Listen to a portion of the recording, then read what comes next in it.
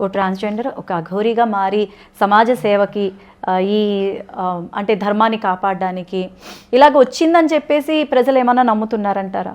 నేను అదే అంటున్నా, నమ్మే వాళ్ళు నమ్ముతున్నారు, నమ్మకున్న వాళ్ళు నమ్మట్లేదు. సో నమ్మే వాళ్ళు నమ్మని నేను కాదనను. సో నువ్వు వస్త్రధారణ వేసుకో, అవును, ఏ పాయింట్ తీసుకున్నా కానీ ఆ ఘోర నాకు కాదనిపిస్తుంది. సో శ్రీకాళహస్తిలో బట్టలు లేకుండా రావద్దమ్మ వేసుకొని అన్నారు. వాళ్ళు రావద్దనలేదు పూర్తిగా. ఇంత లోపల పోలీసులు ఆపే లోపల పెట్రోల్ వేసుకుంది. ఆ వీడియో ఇప్పుడు ఉంది, పంపిస్తాం అని. మళ్ళీ పంపిస్తామన్నప్పుడు ఎందుకు పోసుకుంది?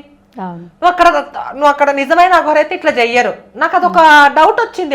నేను అది మాట్లాడలే తప్ప, నాకు డౌట్ వచ్చింది. ఇక్కడ పెట్రోల్ అన్నప్పుడు చాలా మంది కొంతమంది కామెంట్స్ పెట్టినప్పుడు నేను చూసాను, పెట్రోల్ కాదు ఆరెంజ్ జ్యూస్ సంథింగ్ అని చెప్పి జనాలు అదే అంటున్నా.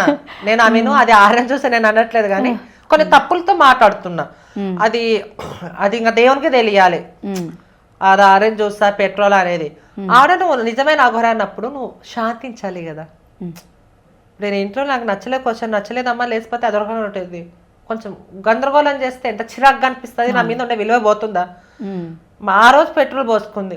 ఏదైనా జరిగితే చుట్టూ అదే నేను సనాతన ధర్మం పోరాడుతున్నా, సనాతన ధర్మం కోసం కాపాడుతున్నా. ఏం కాపాడుతున్నా, నువ్వేం చేస్తున్నావు? మొన్న అక్కడ పోలీస్ ఆఫీసర్ మీద చేయి చేసుకుంది. ఎంత పెద్ద బాధాకరమైన విషయము. మరి పోలీసులు దీన్ని ఎందుకు తీసుకోవట్లేదు? ఎందుకు కేసు బుక్ అవ్వట్లేదు? అవును, ఎందుకు అవ్వట్లేదు అంటారు? అంటే చేయలేకపోతున్నారు, నాకు అర్థం కావట్లేదు.